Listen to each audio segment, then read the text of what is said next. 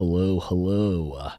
Chainsaw Man chapter 165 came out today, and the name of this chapter is Everyday Scenery, and that is because Denji witnesses the everyday scenery. Pretty straightforward title, but a little more so because Denji is finally witnessing like the effect of the chainsaw apocalypse. So even Denji, who is pretty used to just extreme violence, is kind of baffled by how nonchalant everyone is about just dead bodies everywhere, as well as the state of the world they are in currently.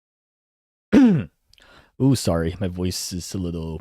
I'm a little sick, so my voice is a bit deeper than usual, more nasally. Got caught by the flu devil. But anyways, Denji and Asa and the gang takes the metro to find a sushi shop. And Fami kind of lists out all the sushi places that they can't go to because either the owner is dead or the restaurant itself is destroyed. But Denji isn't really paying attention to what Fami is saying. He's still trying to process the new world that he is waking up to.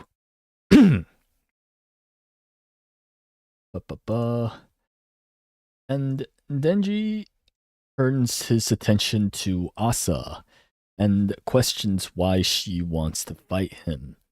Asa can't really answer that because I don't think she really knows what's going on, in all honesty.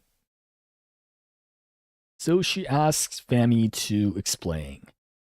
And Fami does explain by saying that Pochita and Denji's contract requires Denji to live a normal life, and well, you all know, you already know the rest. I don't want to reiterate, but the point is that Fami says if they can drag Pochita out and then defeat Pochita, Denji can be a ordinary human again if they replace the Pochita heart with the regular human heart. And this is suspicious because Fami, her plan, from what Barum said, was to get a really buffed up Chainsaw Man, a really buffed Pochita, to fight the Death Devil. And that's not going to happen if they defeat the Death Devil. Or, I'm sorry, defeat Pochita. So, right away, it's a bit unlikely that Fami actually cares about Denji's well being after taking out his heart. Although that being said, she did help put him back together, but I guess it's to like break the contract specifically. And Denji gets suspicious as well because Fami knows a lot about, Denji and Pochita's contract. But Fami uses a secret ancient technique of just not answering when being asked until the other person forgets. So Denji moves on to about the being normal part. He retells the story of him being a child, needing to eat toilet paper filled with poo poo to survive and not starve to death. Asa thinks Denji is talking in metaphor, but Denji is just being himself. He's not, he's being literal. So there's a pretty big disconnect here in their understanding of each other. Denji doesn't really know what Asa wants to do, and Asa thinks that Asa is misunderstanding that I guess she's under the assumption that Denji doesn't want to be Chainsaw Man, whereas Denji doesn't want to go back to eating toilet paper. Denji doesn't want to go back to the way he was before because his life is like literal shit. As in the poo poo paper. So Asa vows to save Denji, but he doesn't really need to be saved in this instance. So that's a big disconnect, misunderstanding here. That's gonna put a wrench in their relationship going forward. Ooh, sorry, my throat. But the katana man, the samurai man, gets annoyed and started smoking. And he proposes that they should take Denji to a brothel, a soapland brothel. So, for those that don't know what a soapland is, it's basically like a. So, in Japan, prostitution is like technically illegal, but you can kind of get around it by pretending that, you're giving them a massage. So, kind of like the US in a bit, but even more blatant. So, a soapland is basically like the more common version of it. Don't ask me how I know that. But anyways, that concludes the chapter. And that leaves a bit of a worrying note because, as many people have pointed out, Kobeni is a possible worker in the establishment that they are going to. So, I didn't phrase that well at all. So, back in Kobeni's introduction, she mentioned that her parents were forcing her to either become a devil hunter or a sex worker. So, people theorized that Kobeni could be a sex worker in the next chapter because of that, as well as Nobana being in the group, and this could be a excuse to reunite the two of them. And let me put this out there right now. If that happens, I am literally going to kill myself. Fujimoto, please, Jesus. But yeah, this is like the most I've ever been anxious at a cliffhanger from a Chainsaw Man chapter. It's killing me. But yeah, another possibility that people think could be a character that's working there is Reze. Because out of all the weapons devils, Reze is the one that we haven't seen. Let me double check that in my head. But yeah, as far as I know, she's the one that hasn't shown up yet.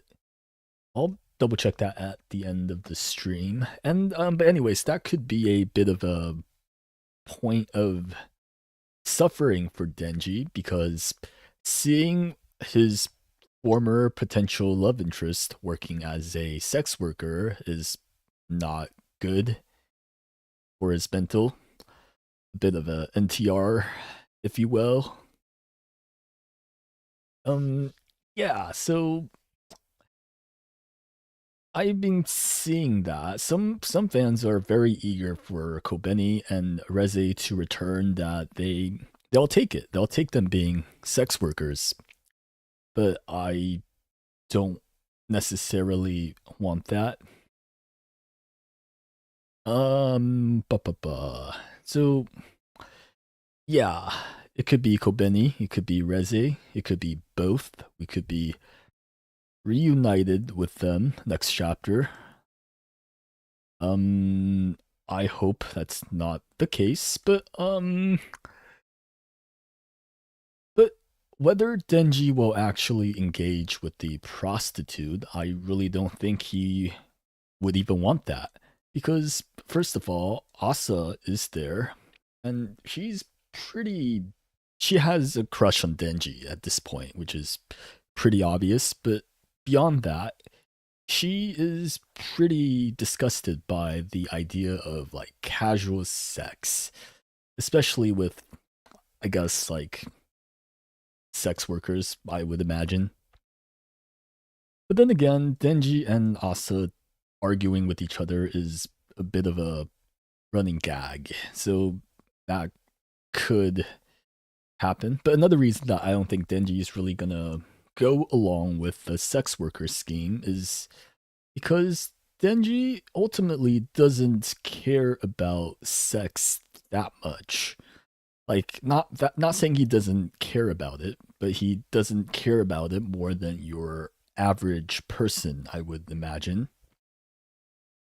And in the past, we do see Denji turn down advancements from other characters because he prioritized another relationship, like how he turned down Makima's invitation to take care of power, and he turned down Himeno so that he can focus on Makima. And in this case, given how much he cares about Nayuta, it'd be pretty weird for him to just start banging after, waking up to the possibility of Nayuta being dead. So it's a I don't really see him being a willing participant. I think he might go along with the group to the brothel, and we might even meet those two. Some people think it's Kobeni, some people think it's Reze, some think it's both. I hope it's neither of them. Um, One possibility I do see is that Kobeni could be there, but it could be like her first day, like back when she was working at the hamburger restaurant.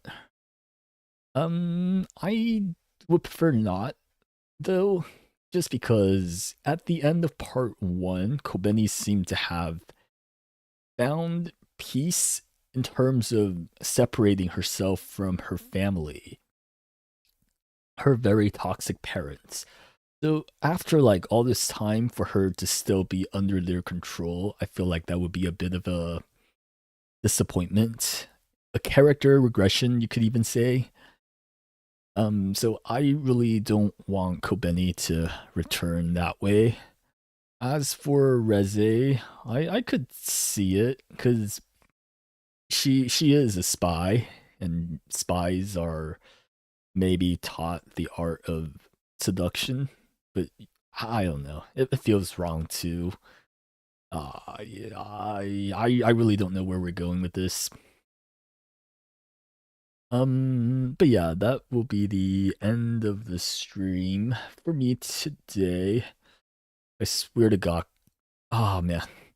But yeah, there is a chapter next week. I forgot to copy and paste the chapter announcement. So the next week will be very, very anxiety inducing for me.